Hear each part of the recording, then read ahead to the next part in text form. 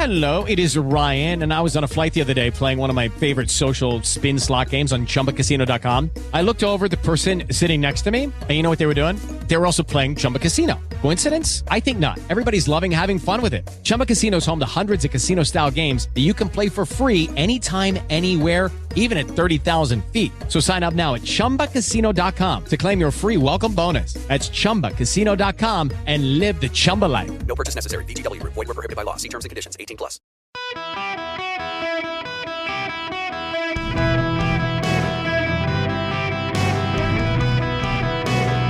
Welcome to the Eric Erickson Show podcast, Hour 1. Hello, America. It is Eric Erickson here, the Eric Erickson Show across the nation. The phone number is 877-973-7425 should you wish to be on the program.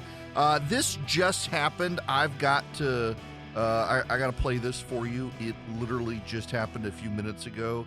This is President Biden at the White House conference on hunger, nutrition, and health. He's given a shout out to the bipartisan group of members of Congress who were there to participate. Representative Jackie, are you here? Where's Jackie? I didn't think she was going to be here. That was to Jackie Wakorski. She's been dead since August. No one told the president that she was not there. She died in August. She was in a car crash. That's the full thing here. And so many of you know so much about this as well, and you're committed. And I want to thank all of you here for including bipartisan elected officials like Representative Governor, Senator Braun, Senator Booker, Representative Jackie, are you here? Where's Jackie? I didn't think she was going to be here. Nope, she's not there. Jackie Walorski and her two staffers dead in August in a terrible car crash. So for those of you who are immediately jumping to, well, he's just an insane old man with dementia. Actually, something else is going on here, and this is indicative of something that I have been pointing out for a while. He is really badly served by his staff. So Joe Biden, when he went to this thing, it's at the White House, they showed a tribute to Jackie Walorski, who actually rallied bipartisan support for a bill on child hunger. And they played a tribute to her losing her life. And his staff didn't tell him about it, did not bring him up to speed on it, and did not bring him into the room, according to the reporters who were there, didn't bring him into the room during the tribute. So he had no idea that she was dead. Now, they should have told him a while back and should have reminded him, of course, given all of that. But this is a staff failure at the White House. Regardless of the president, particularly if the president is a man who is very old and getting very forgetful, if not dementia-addled grandpa, you got to have better staff. This is a staff problem. The fact that only late last night did he call Ron DeSantis about the approaching Hurricane Ian, only after national outrage, including voiced on this program, did he bother to call the governor of Florida. That's a staff problem. The president should not be put in these positions, regardless of who the president is, regardless of your party, regardless of your politics. The president of the United States should not be put in these positions. That he is put in this position to embarrass himself like this, to be in a position to be badgered by even the national press over failing to call the governor of a state in anticipation to a natural disaster. That is a failure of his staff, of his advance team, of all of the oversight of his staff. It's a failure of his chief of staff. You can't even, a really good staff can make an incompetent politician seem competent. An incompetent staff can make a competent president seem incompetent. And an incompetent staff amplifies the incompetence of an incompetent chief executive. And it seems like that's what we've got going around here. My goodness gracious. Now, we say that, and then I must also add the President of the United States also had this gem in talking about hurricane preparedness. Let me be clear. If you're in a state where hurricanes often strike, like Florida or the Gulf Coast or into Texas, a vital part of preparing for hurricane season is to get vaccinated now. Everything is more complicated if you're not vaccinated and a hurricane or natural disaster hits.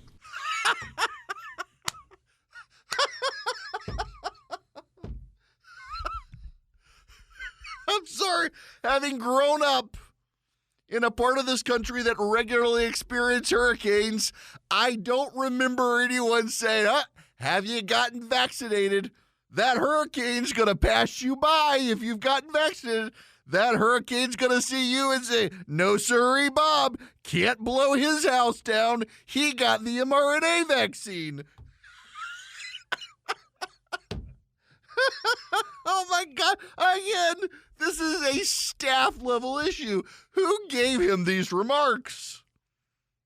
If you're in a hurricane zone, you be sure to get your monkeypox vaccine or people will think you go to Auburn.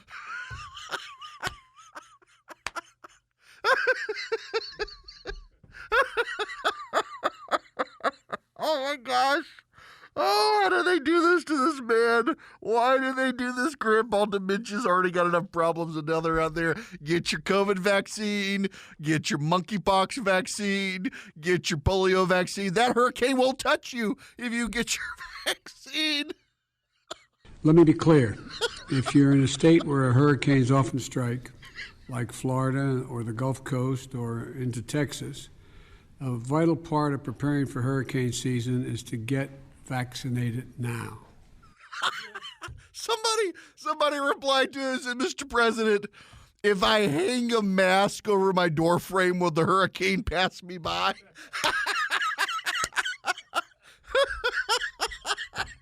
Oh my gosh.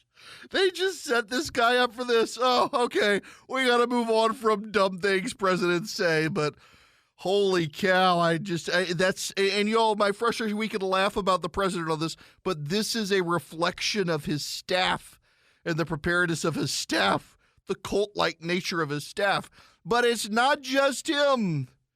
Don Lemon, we're playing these Don Lemon clips. Listen to this. This is Don Lemon talking to the head of the national, the NOAA, National Oceanic Atmospheric Administration. Tell us what this is and what effect climate change has on this phenomenon? Well, we can come back and talk about climate change at a later time. I want to focus on the here and now. We think the rapid intensification is probably almost done. There could be a little bit more intensification as it's still over the warm waters of the eastern Gulf of Mexico, but I don't think we're going to get any more rapid intensification. If you look here, you can actually see, pretty interesting for your viewers, you can actually see a second eye wall forming around the inner eye wall, and that's basically the second eye wall has overtaken the original eye wall, and that should arrest development. So listen, I'm just trying to get that. You said you want to talk about climate change, but what effect does climate change have on this phenomenon that is happening now? Because it seems these storms are intensifying. That's the question here. I don't think you can link climate change to any one event. Okay. On the whole, on the cumulative, climate change may be making storms worse, but to link it to any one event, I would caution against that. Oh, they're trying so hard to make this about climate change. They're desperate to make it about climate change. Remember, they said because of climate change we were going to have more storms and they were going to be more powerful storms, and actually that's not the case. Actually, we're not having a massive new wave of storms. We're not having a mass number of storms this year. That's what they told us would happen. That's what they said would happen. There would be a massive wave, high numbers of highly intense storms, and the reality is that it's just not so. Now, in fact, when you look historically at the number of strong storms that have hit Florida, This is somewhat anomalous. You got to go back to the 90s with Hurricane Andrew was the strongest one to hit them. The strongest storms happened in the early 1900s before anyone kind of puts their finger on climate change as an issue. But the media is obsessed with the issue. This is reading from Axios. Climate change favors more instances of rapidly intensifying storms such as Hurricane Ian due to the combination of warming seas and a warmer atmosphere that can carry additional amounts of water vapor. It doesn't matter whether this storm is related to climate change or not. They are going to insist it's all about climate change, and it becomes unfalsifiable. It becomes an unfalsifiable way to talk about anything. Climate change. Oh, well, this storm, this wildfire, this earthquake, this heat wave, this cold snap, this whatever. It's all climate change. And what they mean is global warming, but they can't talk about it as global warming because they keep changing the language, and they finally settled on climate change. Again, it becomes unfalsifiable, and you got a guy like Don Lemon, who's not that bright, on TV talking to the head of the NOAA, and the head of the NOAA is you can't take an individual storm and say this storm is because of climate change. And he's like, well, the storms that they're getting more intense. I didn't play that part here. Let's get back to this little part here of it. Climate change may be making storms worse, but to link it to any one event, I would caution against that. Okay, well, listen, I grew up there, and these storms are intensifying. Something is causing them to intensify. But the data actually doesn't show that. Something is causing. This is his anecdote that the data is something's causing the storms to intensify. Actually, that's not true. That's not actually true. There is no data out there to suggest that it is true, but he wants to believe it, and it's non-falsifiable, except this one totally is, because we have a record going back to the 1800s of storms, and barometric pressure levels could be measured back then and now. So we know when the storms were coming, how intense the storms were. It's simply not a statement of fact to say it. But you're not going to dissuade Don Lemon because he goes, are you a scientist? Are you an expert? Are you, Don? Are you an expert? And just clearly, sir, from the NOAA, that something is intensifying these storms. This is the first hurricane to impact Florida this year. According to the climate change modelers, Florida should have been number 5 or 6 for the year. It's the first. It's strong. The waters of the Gulf of Mexico are warm. It has intensified. These sorts of things have happened in the past. To take an event, as the head of the NOAA says, to take an event and try to extrapolate your preferred agenda, well, maybe you should be cautious in doing that. But no one wants to be cautious in doing things like that. No one wants to be cautious. Everyone wants to take their political agenda and weave it into the story of the day. And by the way, that's what the media is doing in Florida right now. When you get beyond the talking points about climate change, the media is pivoting, turning this storm and the impact of the storm into a full-on attack on Ron DeSantis, starting at CNN suggesting DeSantis, literally they're running a story saying DeSantis is telling people to listen to the very same local officials who he said to ignore during COVID. Maybe they all actually do believe that the vaccine can keep you from getting the hurricane. You got Joe Biden telling people to get vaccinated, and now you got these reporters saying, why is he telling them to listen to local experts on the hurricane and not on the virus? Maybe a virus and a hurricane are different.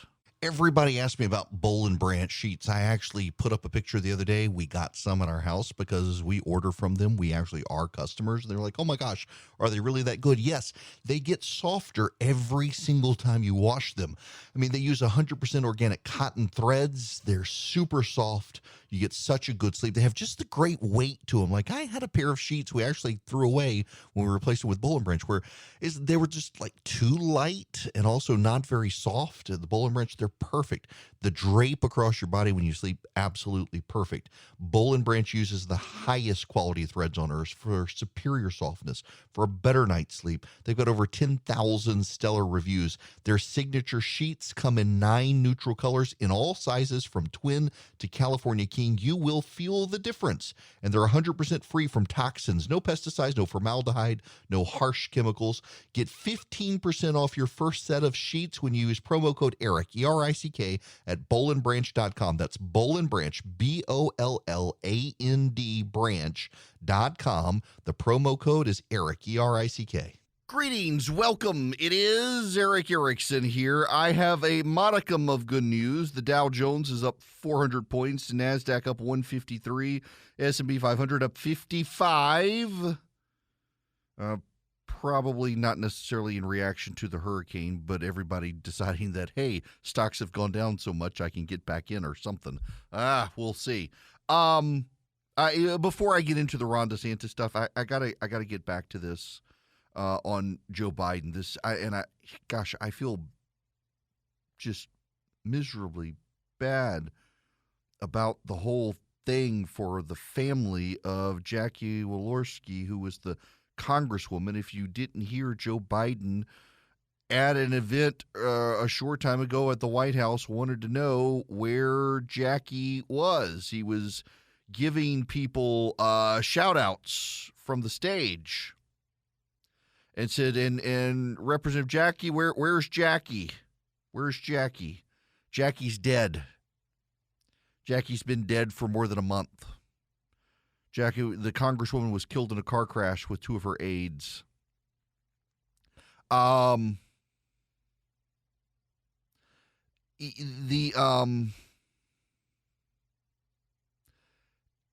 just learned during commercial break 2 weeks ago, the President of the United States, Joe Biden, named a VA hospital in Indiana for Jackie Walorski and had an event at the White House to honor her because of her death. And so many of you know so much about this as well, and you're committed. And I want to thank all of you here for including bipartisan elected officials like Representative Governor, Senator Braun, Senator Booker, Representative Jackie. Are you here? Where's Jackie? I didn't think she was going to be here. She's not there, Joe. 2 weeks ago, you honored her by having an event at the White House and naming a VA hospital for her. Again, this is the advance team should have reminded him. They should have filled him in on what was happening. They played a memorial video honoring the woman right before he got on stage. It makes him look bad. And listen, some of you will want to call in and say, well, they probably thought that he knew. Y'all, it doesn't matter. I can tell you from my personal experience, having been in campaigns, running campaigns, handling stuff like this for politicians running for office, you advise them on all the stuff you think they already know. That's what your job is as the advance team.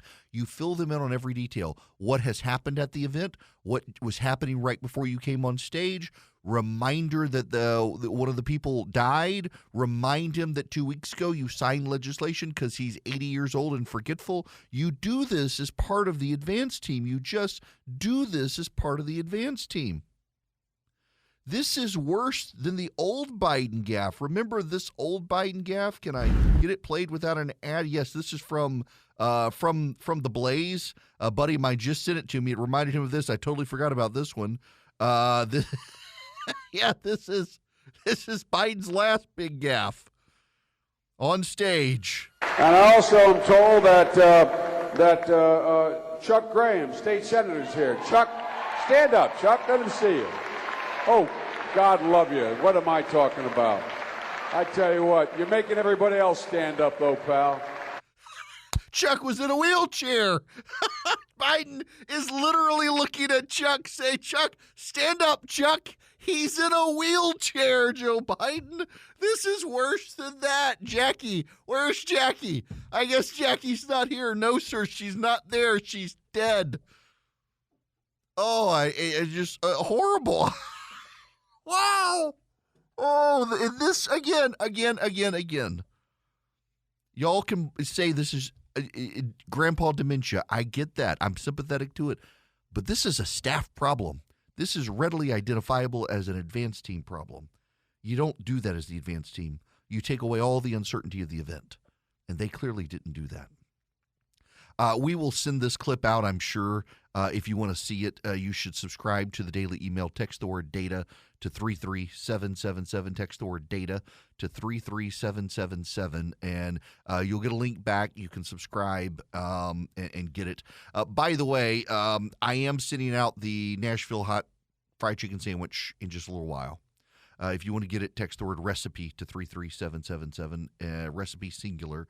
And we'll get it. And Philip just texted me and said, this clip from Joe Biden is in today's show notes. So if you're a subscriber and get the show notes, you will see Joe Biden asking where Jackie is. So if you're a longtime listener of the show, my flagship station, WSB in Atlanta, Georgia, every year raises millions of dollars for Children's Healthcare of Atlanta. Okay, this is where I start crying because I started crying last night telling this story. Oh, boy, it got emotional for a short time last night. So we raised money, and we were going to invite people to come to WSB Radio and hang out with me. And we have a live lounge, so you can come in, ask questions and stuff. We'll serve food. And I do one every year with my bourbon collection. I bring up my bourbon collection, serve barbecue and bourbon, and it's great. And this one was just a Q&A, come to the studio. Well, for a while, when we were supposed to have it, the company had put back in the mask mandate because of the rise in COVID. Well, they finally got rid of it, but we'd already moved the event. But we moved it to Black Rifle Coffee. Black Rifle Coffee now has a shop up in Woodstock, Georgia. I've been dying to get up there anyway. I like Black Rifle Coffee. Silent or smooth, my favorite one. I like the light roast. So we went up to Black Rifle Coffee in Woodstock last night with these people and hung out with them, answered questions, had a great time. They were all donors to the Children's Healthcare of Atlanta. If you're wondering, so Children's Healthcare of Atlanta is the #1 research facility in the entire United States for blood disorders, sickle cell anemia, things like that. It's in the top 5 for childhood cancers, but it's #1 for blood disorders. And I was telling them the story of why they give. Oh, it's gut-wrenching. This family went to the beach for vacation, saved up their money, went to the beach. While they were at the beach, the son got sick, took him to the doctor. The doctor said, you need to take him to the ER, took him to the ER. And the ER basically said, you need to get in your car and drive towards Atlanta, go to Children's Healthcare of Atlanta. We'll fly the kid there. He's got cancer and he's not going home tonight.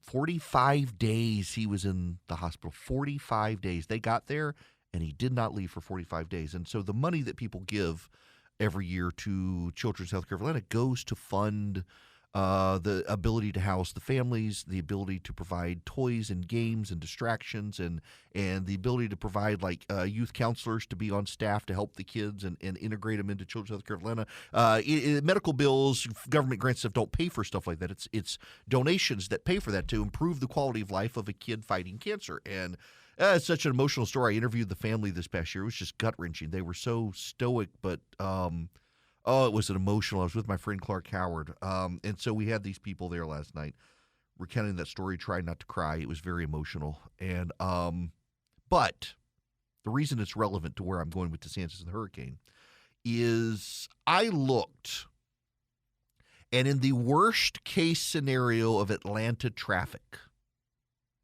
it should take 2 hours to get from my house to Black Rifle Coffee in Woodstock, Georgia. On the variety of back roads I can take to buy it. If a tractor trailer flips over on the interstate and takes out the interstate, it should take me 2 hours to get to Black Rifle Coffee because I can go on back roads to get there. But worst case Atlanta scenario traffic does not contemplate hurricane refugees. It took 3.5 hours to go from my house to Black Rifle Coffee because there were so many people fleeing Florida. There were utility trucks going south, and everybody else was going north. And we've gotten to that point where the media so despises Ron DeSantis. They're so desperate to say he's Trump 2.0. They can't distinguish between him and Donald Trump. They're trying to play gotcha with DeSantis on, of all things, his handling of COVID versus his handling of Ian. Now, listen, if you are on one of my affiliates down in Florida, and I have several down there, if you're whether you're on WDBO in Orlando, you're on WOKV in Jacksonville, Florida, you need to take precautions because this is a very bad storm. It's a very strong storm. Thankfully, it's moved in south of Tampa, so not in Tampa, so not straight into Tampa Bay. It has sucked the water out of Tampa Bay, but you're not going to have the massive storms there. But the storm surge is coming. It's going to be further down towards Fort Myers and stuff. It's bad. And the thing here is that these reporters are just jumping all over Ron DeSantis, trying to play gotcha with him yet again like they did in COVID. He's having none of it. Here's an exchange with a reporter this morning. FEMA Administrator Chris Wells said today that she acknowledged concerns that Florida, as was said, lacks response to the storm so far, and that Whoa. Give me a break. That is nonsense. Stop politicizing, okay? Stop it. We declared a state of emergency when this thing wasn't even formed. We've had people in here. You've had counties doing. They've done a lot of hard work. And honestly, you're trying to attack me, I get, but like you're attacking these other people who've worked very hard. And so that's just totally false. I don't think we've ever, certainly since I've been governor, declared a state of emergency this early. We made sure that we were very inclusive with it. We said that there was a lot of uncertainty, and we've worked to make sure the preparations that have been done and all this stuff, you talk to the people at the counties when they've needed something, stuff gets there very quickly because of what Kevin and his team have done. I mean, that's it. And by the way, the president has finally talked to Ron DeSantis. They did wind up having a conversation. They wound up talking, that's all yesterday I suggest they do. They waited until last night, though, to do it, which, again, put the president in a position for people like me to criticize him for dragging his feet on talking to DeSantis. It did not have to be that way, and yet it was that way because he waited so long. It didn't have to be. They did not have to do it, and yet they did. And now you got the reporters playing gotcha. Let me read you this tweet. This is from a CNN reporter who, again, they're trying to play it too clever by half. They're trying to be gotcha on DeSantis and the storm. Where is this tweet here? I had it just a minute ago, and then it refreshed and disappeared. Okay, here's one. Hurricanes and politics tend to run into each other in Florida, but this time it's with a governor who has put himself at odds with many local government officials and who have been looking for fights with a president he may end up running against. There's your one, and now here's your other. This is from Steve Contorno at CNN. As DeSantis prepares Floridians for Ian, he is urging residents to heed advice from the same local leaders he suggested they ignore during COVID and praising a federal agency he previously alleged withheld aid to the state because Biden was playing politics. Trying to play gotcha with this. Trying to make it political with this. This is from the actual report. Both DeSantis and Biden have insisted that their respective governments are collaborating as planned in the days leading up to Ian's arrival. DeSantis said he is already working closely with the Federal Emergency Management Agency. Biden told reporters Tuesday his administration was on alert and in action to help the people of Florida.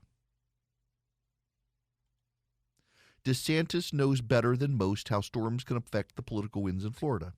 He was elected in 2018, just days after the arrival of Hurricane Michael, a sudden and powerful storm that ripped through the Panhandle that October and killed at least 16 people across a handful of states and nearly eliminated the town of Mexico Beach. DeSantis has responded by putting politics on the back burner. his news conferences, the regularly scheduled episodes of political theater that have produced viral moments like his combative exchange with a 60 Minutes reporter over the vaccine distribution and his public admonishing of students for wearing masks have centered exclusively on preparing Floridians for the storm. He's taken the expected procedural steps, declaring a state of emergency, mobilizing the Florida National Guard, readying the Emergency Operations Center. Oh my gosh, why isn't he playing this differently? Why isn't he playing it? I mean, these people don't understand. You're the governor of the state of Florida. You have a massive hurricane coming. Of course, the response is going to be different. A hurricane is not a virus. A hurricane is not a virus. This is the dumb media reporting that you get inside a bubble. It is the dumb media reporting that you can expect.